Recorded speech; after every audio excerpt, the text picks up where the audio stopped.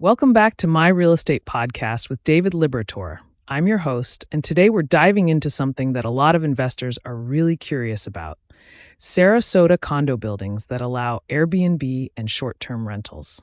David, thanks so much for being here. Hey, thanks for having me. Yeah, this is such a hot topic right now, especially in Sarasota. A lot of people think you can just buy any condo and immediately turn it into a short-term rental, but that's really not how it works. The reality is that each building has its own rules, and some are super restrictive while others are totally cool with it. Oh, wow. So it's not like a blanket thing across the whole city. It's really building by building? That's actually way more complicated than I thought. Exactly. And that's the thing that catches a lot of investors off guard.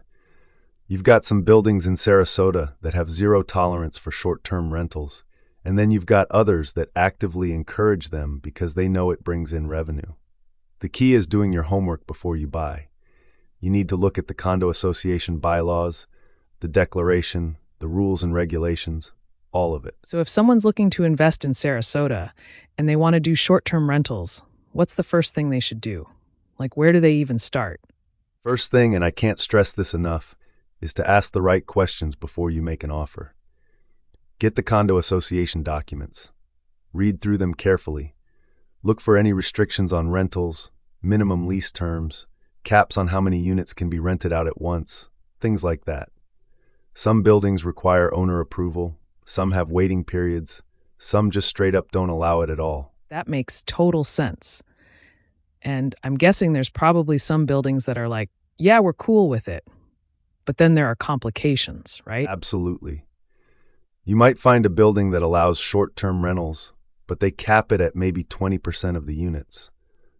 Or they require a minimum stay of 30 days, which basically kills the Airbnb model.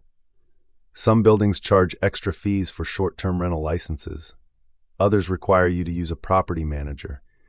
It's all over the place, which is why you really need to understand what you're getting into before you close. Right.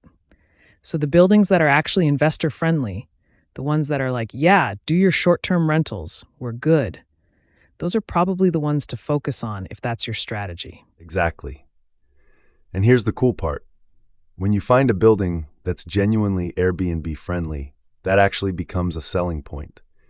You're going to have better cash flow potential, which means better returns. But you've got to identify those buildings first. That's where local knowledge really matters. And that's what I focus on with my clients. I love that. So for someone listening who's thinking about getting into Sarasota real estate and wants to do short-term rentals, what's the one thing they absolutely should not skip? Don't skip getting the condo documents and having someone review them. Whether that's a real estate attorney, a property manager, or someone like me who knows the local market inside and out.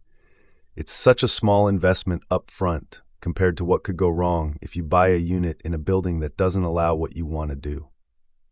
That's solid advice.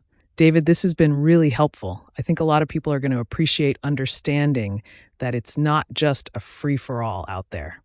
You've really got to do your due diligence. Thanks so much for breaking this down. Thanks for having me. Yeah, it's all about being informed before you jump in. That's how you make smart investments.